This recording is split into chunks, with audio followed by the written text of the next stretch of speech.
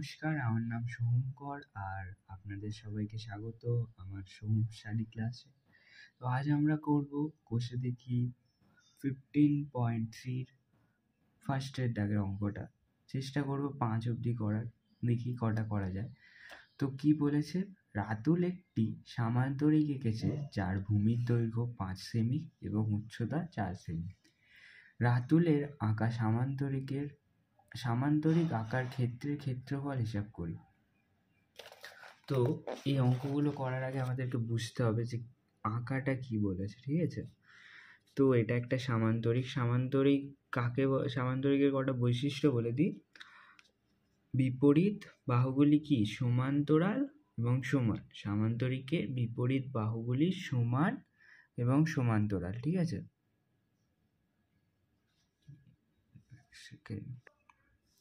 সমান এবং সমান্তরাল।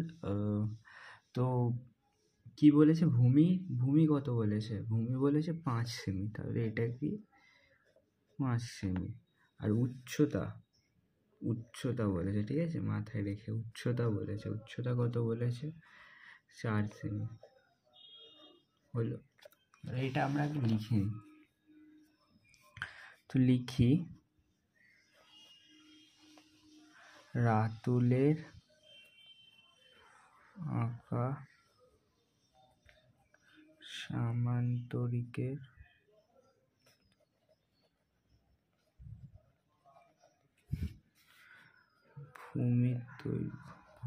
ভূমির দৈর্ঘ্য ও একই হবে, তাও 5 সেমি এবং রাতুলের আঁকা সামান্তরিকের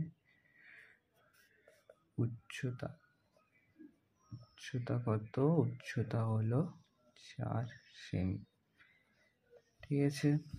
এটা হলো। এবার কি করতে হবে, এইটা সব থেকে সোজা অঙ্ক, ফার্স্টের অঙ্ক যেহেতু। তো এটার সূত্র আছে ক্ষেত্রফলের, আমি লিখছি, দেখে নাও।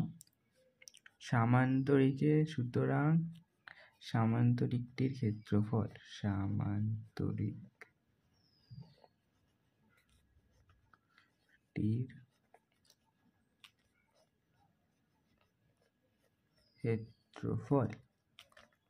কি দুটোই আমরা পেয়ে গেছি, ভূমি ইন্টু উচ্চতা।